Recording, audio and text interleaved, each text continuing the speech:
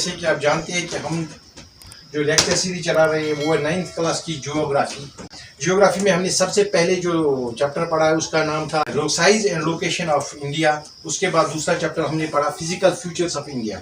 अब जबकि दो लेसन हमने कंप्लीट किए, अब तीसरा लेसन जो हम स्टार्ट कर रहे हैं वो है ड्रेनेज सिस्टम। हमने फिजिकल फ्यूचर में पढ़ा है नॉर्दर्न माउंटेन्स या नॉर्दर्न प्लेन्स या पेनिनसुला इंडिया, जो भी वहाँ से रिवर्स फ्लो करती है, जो भी वहाँ से दरिया निकलते हैं। मैंने आपको बोला हिमालय का मतलब अब्रॉड ऑफ स्नो, ऊंची ऊंची चोटियाँ है, उनमें क्या है बर्फ रहती है साल भर। जब गर्मी बढ़ती है तो बर्फ पिघलना शुरू होता है और ये नीचे आता है, और नीचे जैसे इसको जगह मिलती है तो एक लेक बनाती है, तो ग्लेशियर बोला जाता है।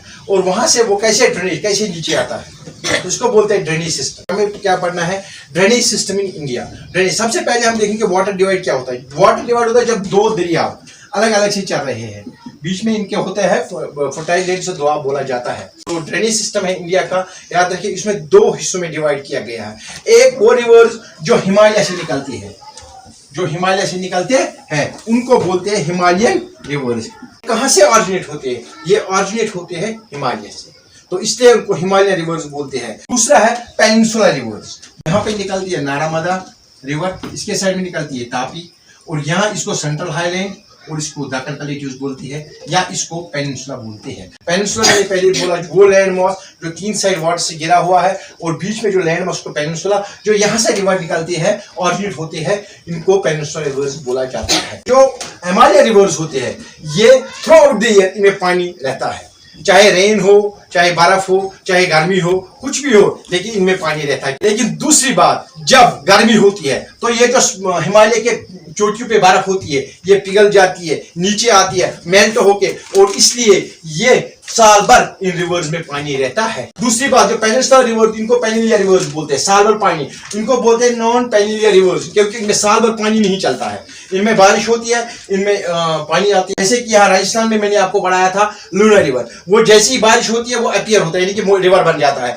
जैसे ही बारिश खत्म होती है तो वो डिसअपीयर होता है, गायब हो जाता है लूना रिवर। यहाँ पे है मानसरोवर लेक, जैसे मैंने आपको पढ़ाया फिजिकल फ्यूचर ऑफ इंडिया में कि Kailash hills, Himalaya, Himadri, middle Himalaya, lesser Himalaya, इसके पीछे से मानसरोवर लेक है, ट्रांस हिमालय जिनको बोला जाता है। वहां पे एक लेक है जिसको बोला जाता है मानसरोवर लेक। मानसरोवर लेक से निकलते हैं एक रिवर जो यहां से फ्लो करता है, इसको बोला जाता है इंडस रिवर। इंडस हो, गंगा या ब्रह्मपुत्र, यहां से निकलता है गंगोत्री ग्लेशियर से गंगा, या यहां से निकलता है दूसरा रिवर तिब्बत में, इसको क्या बोला जाता है सेंको रिवर। यहाँ पे नामचा बेतवा इसको चोटी मिलती है, ये पैरेलल टू इंडिया जाता है, पैरेलल टू इंडिया, याद रखना ये पैरेलल टू इंडिया जाता है। जैसे यहाँ पे इसको नामचा बेतवा की चोटी मिलती है तो यहाँ पे क्या है यू टर्न लेते हैं, ऐसे यू टर्न लेते हैं। यहाँ पे इसको एक जॉर्ज मिलता है जिसको मैंने पहले ही बताया आपको दियांग जॉर्ज, यहाँ से ये अंदर इंडिया में आ जाता है, और यहाँ पे इसको दियांग रिवर भी बोला जाता है, और नीचे जब आता है आहिस्ता आहिस्ता इसको बोला जाता है Brahmaputra.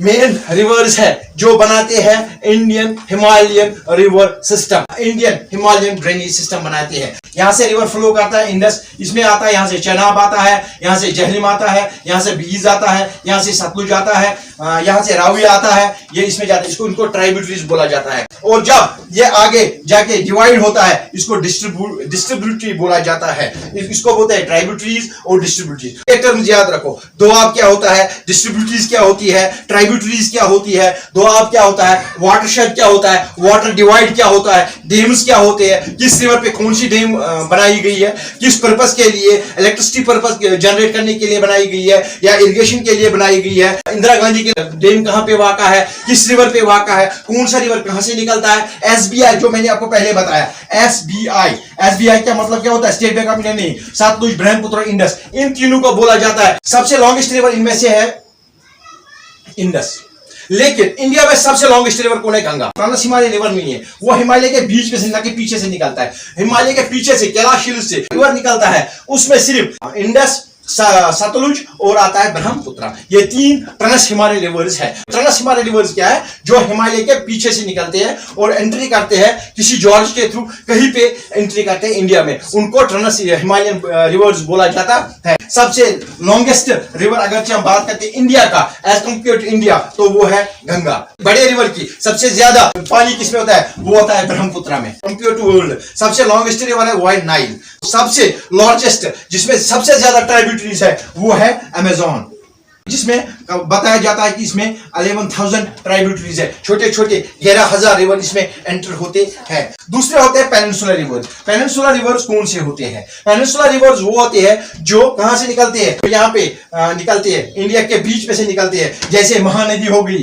Godavari, Krishna, Kaveri. Maximum rivers eastward flow bay of Bengal में जाती है। क्यों? कम रिवर्स जो इंडिया की है वो अरेबियन सी में जाती है। क्या वजह है? आप देखो गोदावरी यहां से निकलता है, अब इसको आसान यहां जाना होता है, ये जाता है बे ऑफ बंगाल में। महानदी हो गया, गोदावरी, कृष्णा, कावेरी जो बड़े बड़े रिवर्स होते हैं। निकलता है एक रिवर जिसका नाम है नर्मदा। नर्मदा ड्रेन करता है अरेबियन सी में। तो इसके दूसरा ट्विन रिवर है वो है तापी, वो भी वेस्ट फ्लो करते हैं और ड्रेन कहां करते हैं, अरेबियन सी में। जो ईस्ट फ्लोइंग रिवर्स है वो क्या, वो डेल्टा बनाते हैं, वो फॉर्मेशन डेल्टा करते हैं। ऐसे ऐसे आ गया रिवर नीचे, तो ये क्या बनाते हैं, मेंडर्स बनाते हैं। मेंडर्स क्या होते हैं, ऐसे चलता है, ऐसे आगे बारिश ज्यादा आती है तो क्या होता है, फ्लो होता है पानी का, ये कट जाता है यहाँ से और यहाँ पे ऐसे लेक बनती है जिसको बोला जाता है ऑक्स बोवल। जो बेल होता है उसका जो पीछे होता है उसको ऑक्सबोल लेक उन्हें बोला जाता है। लुगुन लेक क्या होती है, ये लुगुन लेक होती है जब समंदर से लहरें आती है यहाँ कोस्टल एरियाज में टकराती है, तो ये अपने साथ सेडिमेंटस रेत वगैरह लाते हैं। जैसे ही पानी अंदर चली जाती है फिर ये यहाँ पे दीवार बनती है, फिर ये जो अंदर पानी रहेगा ये बाहर नहीं निकलती है, तो इससे क्या होता है, इससे फॉर्मेशन होती है लेक्स की। जो इस फॉर्मेशन से इस तरीके से बनती है उनको लुगुन लेक्स बोला जाता है।